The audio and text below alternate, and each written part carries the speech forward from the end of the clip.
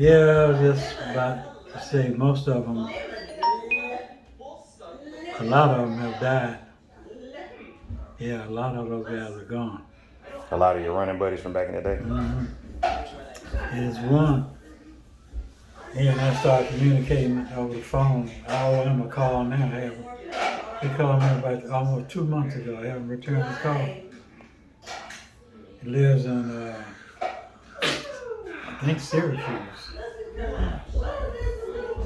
or somewhere in northern New York. Mm-hmm. But a lot of my buddies, see, the only one I can think of that I used to see is Felton. He lives in Montgomery and Frederick. Frederick Turner lives in, I think he's in Dothan, Alabama. Oh, okay. That's kind of headed south. Southeast. Yeah, southeast of Montgomery. But the rest of them, Leonard, Cody, Leonard Collins, Earl, Bubba, Bristow, Bubba Bailey. Those guys are gone. Just dead. Uh,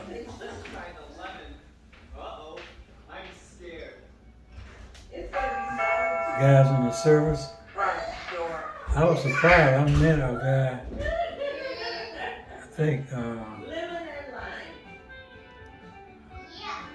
in the airport, who I had been stationed in Germany with. It was a big surprise to see that guy. But all these other guys, and I know a lot of guys, you know, I haven't seen any of those guys since then. Since the military. Just that one. How would you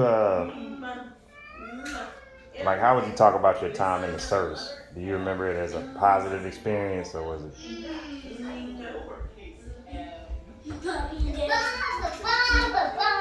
Oh, it was good. I mean, it was a time for, you know, to learn discipline.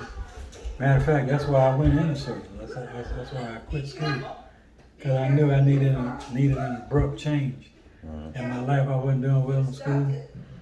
I just needed to have a change, and I knew basically that's what the military was about. And I did pick up discipline, you know, because you had to be to work on time. Had to be. Mm-hmm. You get you don't get an excuse. Right. Yeah, no excuse. Right. I know they always talk about one is none or something. Is that an army thing? I don't know the motto in terms of being late. That was out the question. Was hurry up and wait, or get there early and wait. Yeah. But don't try to get there on time. Yeah. You know. Just a general rule. Because if you were late, I don't know if they'll burn you on your first on time, but they give you an Article 15.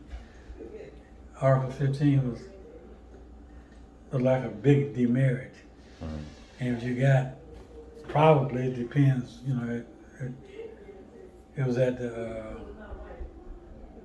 sergeant's, you know, discretion. Hey boy. Look at these little boys. Look at Benjamin and Jackson. What are you all doing out there?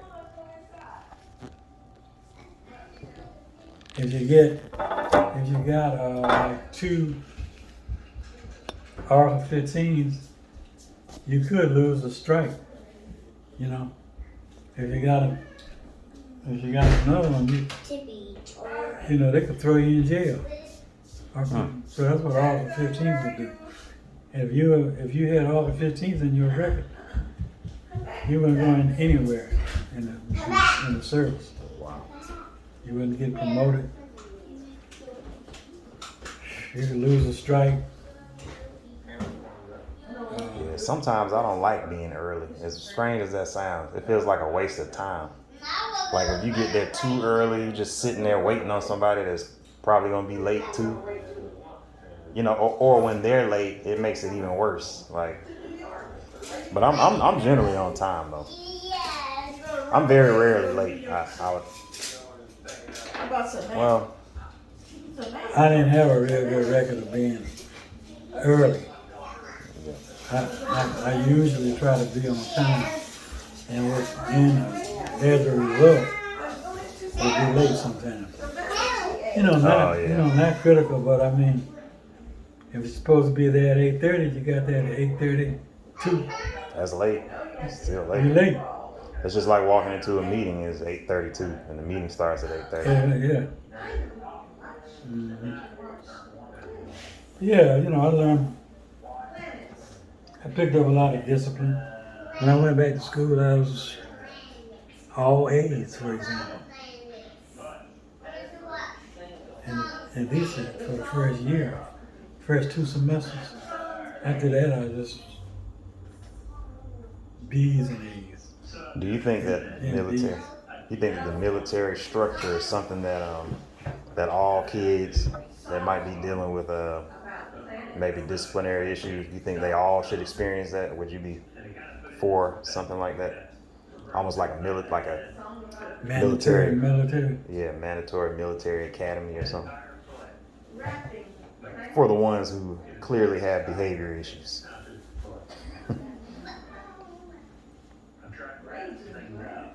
And, by behavior,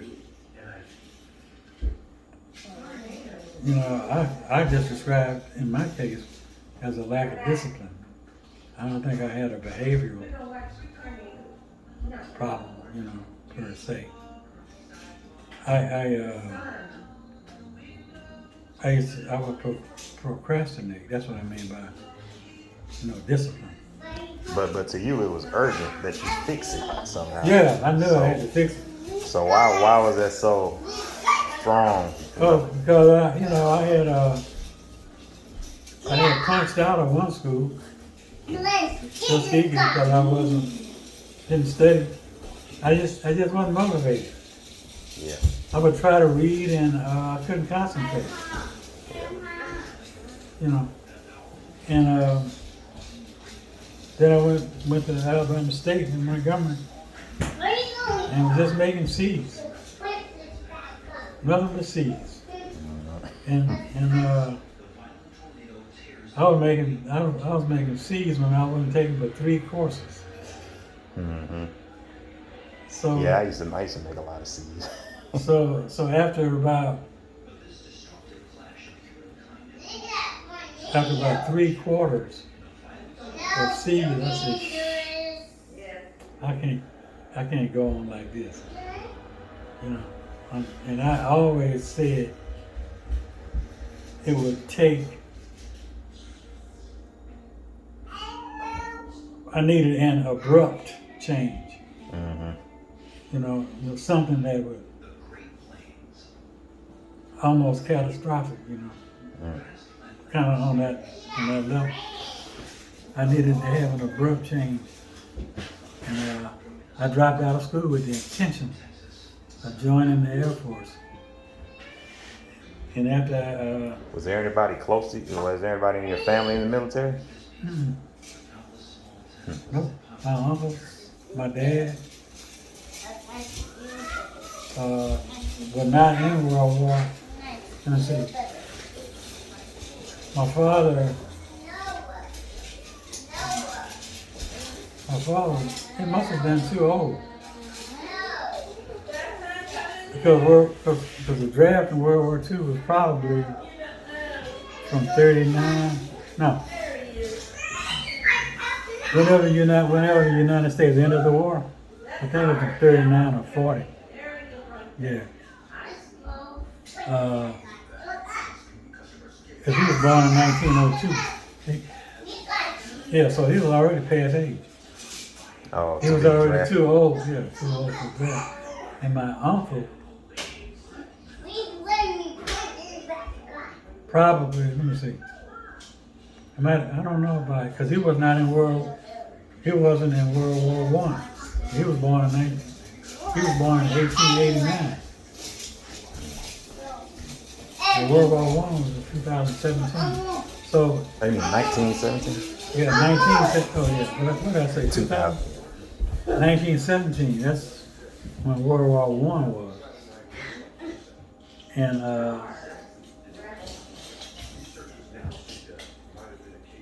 so it's possible that my uncle was too young Oh, for okay. World War One. And actually, at that time, there wasn't too many black men in World War One. No, there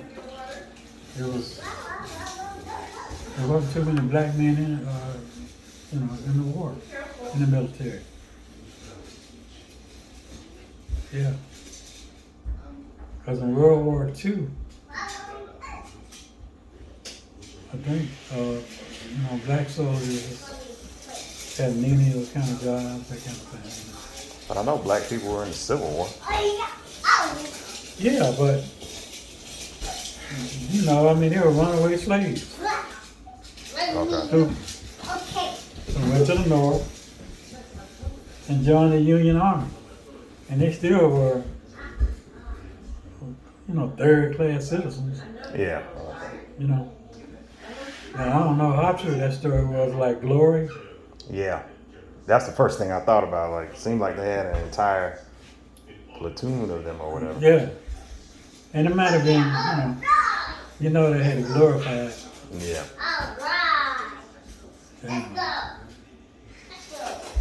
Yeah, so the military did me good. I was interested in Justin.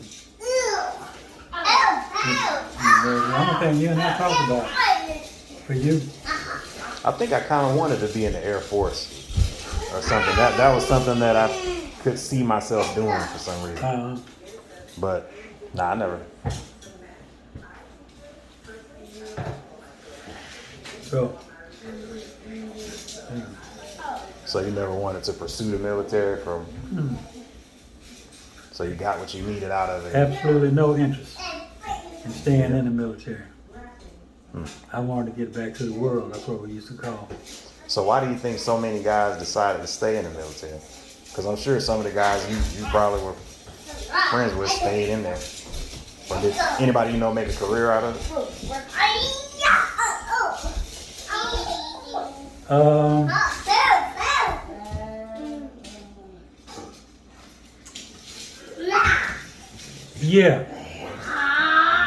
Yeah, one guy became I think he became a lieutenant colonel. Hiawatha. Hiawatha. He was one of those guys the least likely, to succeed. Really? Yeah, in high school. Wow. Least likely. Yeah. You mean that? Okay, that. Because he had some kind of I don't even know how to describe it, but it was inarticulate. Looked like he didn't have a lot of control of his salivary glands. Okay, so he was potentially had a disability, maybe. Well, it kind of appeared to Yeah. something like that. Mm-hmm. But that's mostly when he was 9th, 10th grade. But by the time he got to actually, I guess when he was in the 8th grade or 9th grade. But by the time we got to higher forms of math, that's what he found out that's his niche. Oh, he was good at that. Oh yeah. Wow. And Hiawatha, he was advanced in math. Okay, but in all the other courses, not so well. But the older he got, by the time he got in 11th and 12th grade, he was pretty cool. As a matter of fact, he and I went to the prom together. I mean, Y'all took your separate dates, when y'all rode together. yeah. Okay. And I was kind of, at the time, I hope he never hears it. Sort of like, I was looking at myself as a good Samaritan. Oh, like kind of just being his friend. Yeah. When nobody else would. You know, when I thought of going to the, him being going to the prom. He ended up marrying the girl that he took so. Oh, really? Yeah. And unfortunately, she died. Some years later. But Hiawatha went to Tuskegee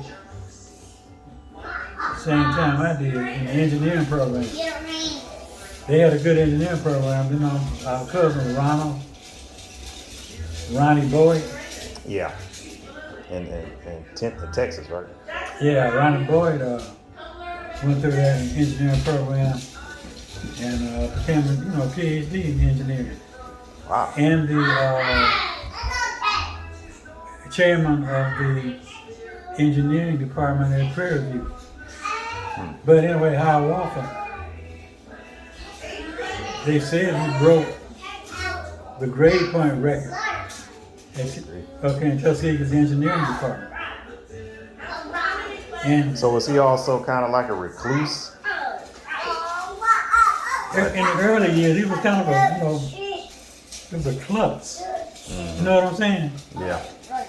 But what about his personality though? Like, was He was dry? no, he wasn't a recluse. He just, I don't know how to say it. It just, and the other thing was, I think he is, I don't know anything about his father. He lived with his mother, and I think they were poor. Okay, I think they were kind of poor, and so when he was in coming to school, he wasn't dressed like a lot of the other people. Okay, so he might have just been more driven than a lot of people. Yeah, and had big ears. Oh, okay. They used to call him yes. Yes. Call him for ears. Yes. And look, and listen. The thing about his name, Hiawatha Cotton. Okay. That's a strange name. Yeah, that's Native Yeah, that's Native American. American. And that's, Did he look Native American? yeah, Oh, okay. kind of. Oh, okay. And his mother really did. Okay. And I only seen his mother a few times. But and she did the best she could for him. But he really blossomed in, like, I would say, the 11th and 12th grade. Yeah. And same thing with another guy who ended up winning a Super Bowl ring. Caesar Belcher. He and I were pretty good friends, and in 10th grade, he was just fat Yeah. and sloppy and silly, you know. He ended up playing tackle or something? No, he was like a cornerback. Oh, wow. A defensive, not a linebacker, but in Caesar, he only played 1 year of high school football. 1 year of high school football. Was this the guy you said was very strong, with wiry, like? No, Caesar, like I said, he was fat. Okay. Caesar went home, seemed like for a summer, and came back, he was like Hercules. I ain't kidding. Must have been either puberty or something. I'm talking about he was like Hercules. Yeah. And he went to Cardinal High School, and they made a fullback out of him. And he was not a natural athlete either, because He didn't have good hands to catch. Yeah. You know, he would fumble. Okay, but he was so big and strong. Yeah. You know, but he went on to Arkansas, and from Arkansas went to the pros. Went to Kansas City.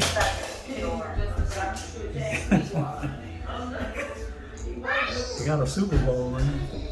But anyway, You know how many years he played? Or huh? you know how long he played? Caesar played for a good while. I mean, when I say good, maybe 10 years, and not longer. So that was before they were paying NFL players that kind of money. Yeah. And he Caesar died not too long ago. I still got one of my other buddies, high school friend, sent me his funeral program. Oh, okay. Yeah, he was still in his 60s when he died. He was probably about 67, and he became quite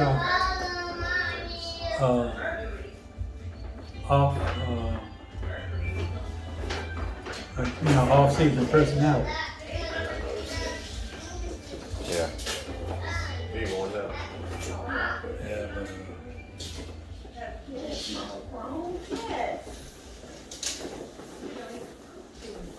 So I know you barely averted the war.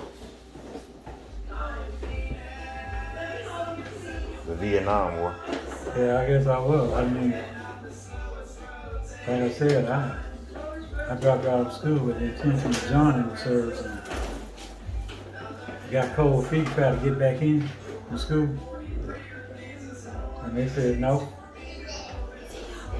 You already missed. Okay, bye, Chef. Okay, see you later. Good to see you. They said you already missed too much of the quarter.